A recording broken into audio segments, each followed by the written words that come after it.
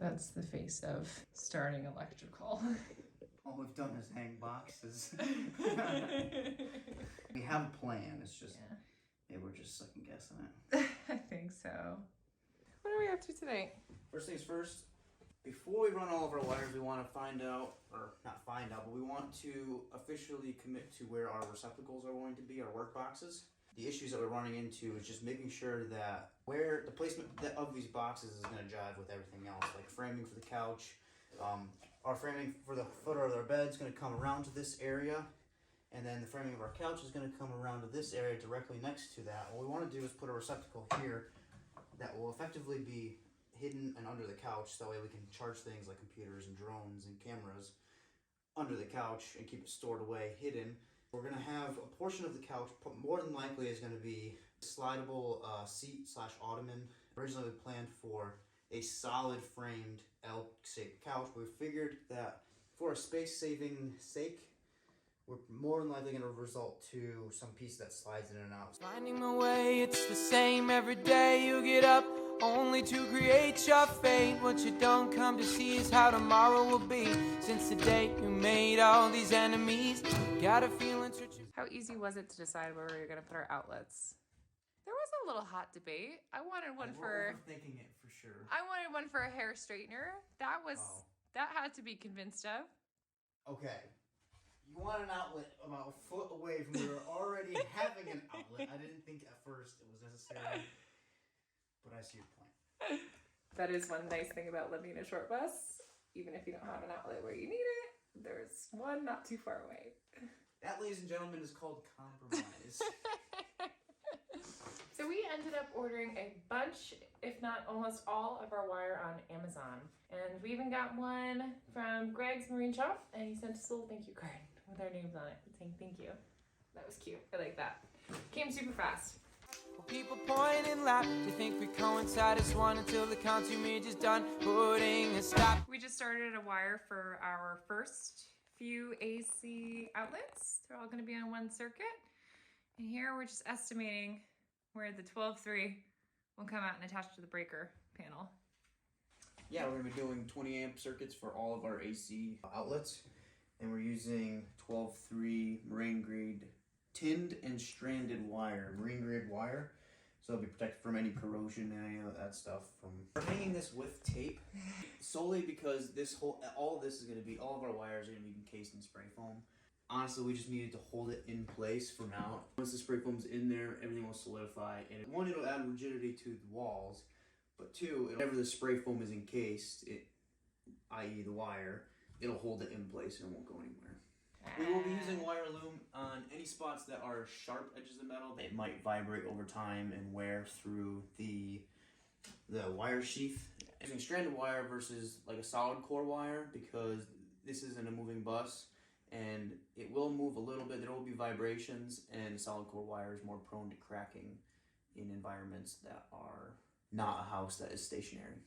What she says in a way, the truth by day. Then the night it comes to wash the dreams away. Take a sip, take a drink of what you like, and you just might end up feeling good tonight. To think we coincide as one until the consummate is done. We party on, we party on. Try and forget what being upset has turned you into. It's not. Is it a problem? It's not a problem. We're solving it right away. Well, it's just a temporary setback. So, when we plan to run our wires up and over from our main wire hub up and over to the outlets over to the kitchen area, we were originally going to, or we're still planning on running the wires up and over these strapping pieces, which is no big deal. However, what we failed to plan ahead for are these metal ribs. They fall on the same area as the wooden strap, so there's no actual way to go up and behind this. We have the same issue with these side ribs here, where since we only have the one layer, if we had 2 layers of wood for the ceiling portion, we'd be able to notch this wood. We'd still have that second layer. We'd be able to sneak it through, no big deal. Well, finding my way, it's the same. Trying to make up for what's been delayed, but it's infecting my mind with all this hate, making it impossible to escape. But the feeling is stronger than before. If there's someone who can show me the control. If there's some way that I can take control, then I wouldn't be standing here anymore. Fast forward. We started on the DC system. So far we have circuits 1 and 2 done.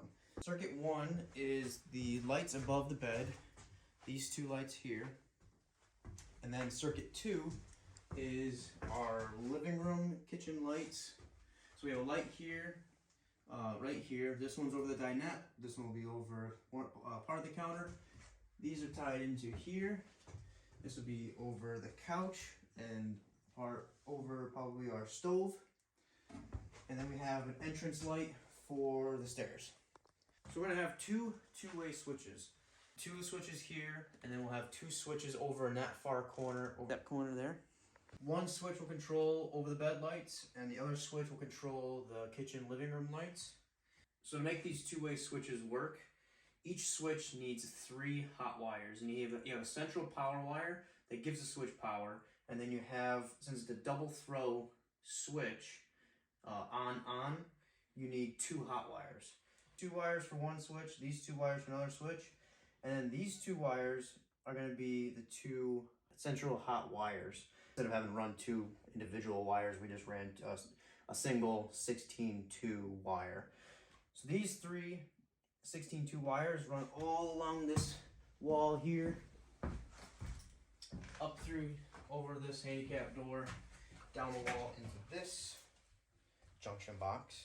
And then halfway we have circuit 1 and circuit 2 that are going to go to our DC distribution box.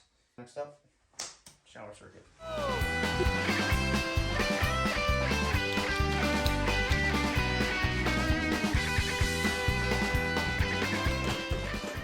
The thing we wanted to do was have an outdoor outlet. This outlet is going to be another one of our 20 amp outlets. All of them are going to be 20 amps, so this should be sufficient for running things like power tools, charging drill batteries, and all that good stuff. We want to have a work box to put all the excess wires in. So once we have a hole drilled and our plug wired up and installed, we still want to have accessibility to the wires behind here in case we ever run into an issue with this failing for whatever reason or just any maintenance sorts. So what we're going to do to keep all this, once this is all spray foamed, it'll make it very difficult because it'll keep all those wires tight into the wall and not really like accessible. So what we're going to do to keep the slack of the wires still able to be maintenance, we're going to have a work box facing out, so that way it kind of contains the spray foam around the wires.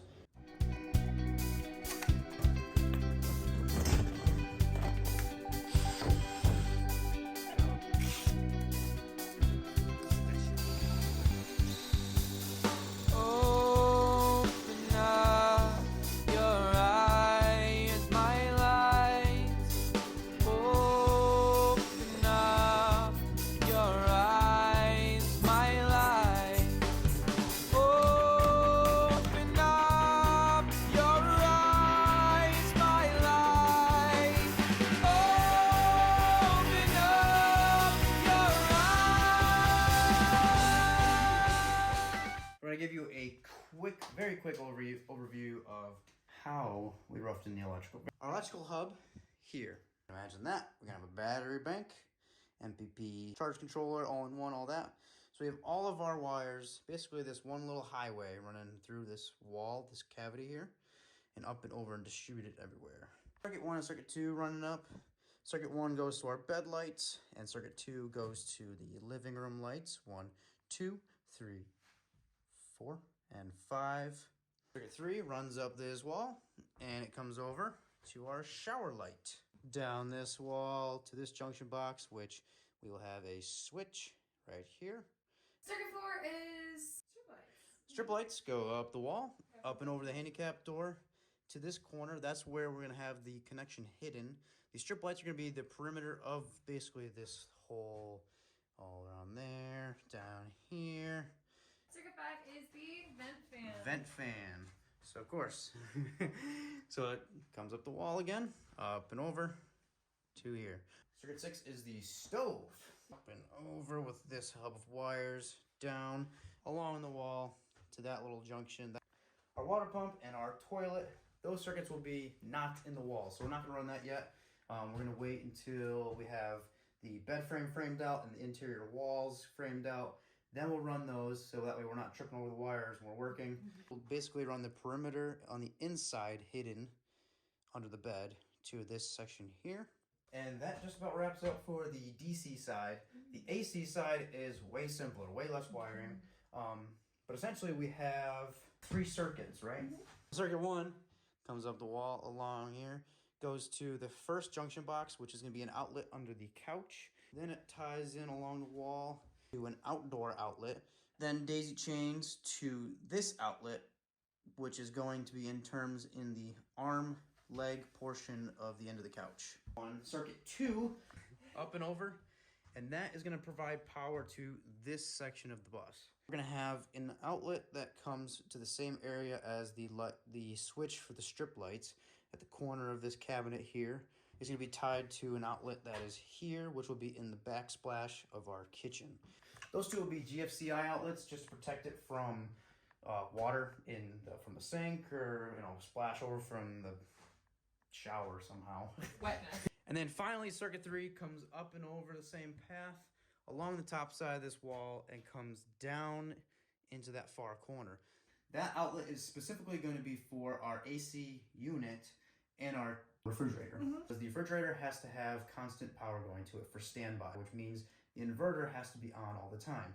We didn't want our main inverter to be on all the time because it's not as efficient. So eventually what we'll do is we'll wire that single circuit to a mini inverter that's a little more efficient. It won't be much of a standby power draw as if we were to have our main inverter on. Ideally you want a 12-volt refrigerator or appliances because they're more efficient that way. You don't have to convert the power from 12 volt to 120.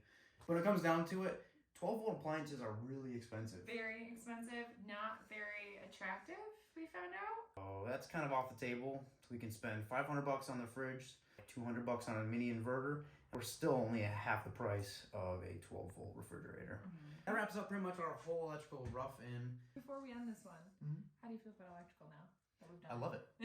I actually, at first, this was probably the most stressful project that we've done so far, just because it's so out of our realm. We really didn't have any understanding. So if we can do it, then you guys can do it, because it just takes a lot of time and research, but if you take your time, you can figure it out. Thank you so much for watching. I hope this has been electrifying for you guys, and we'll catch you in the next video. Bye.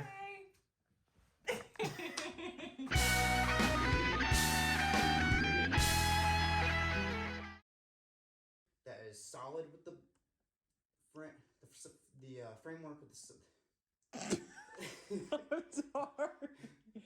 Oh, you think it's funny, huh? It's not easy. You think it's funny, huh? I'm so sorry, honey.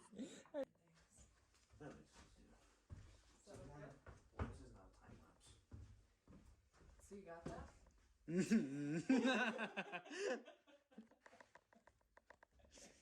She's been working out, ladies and germs.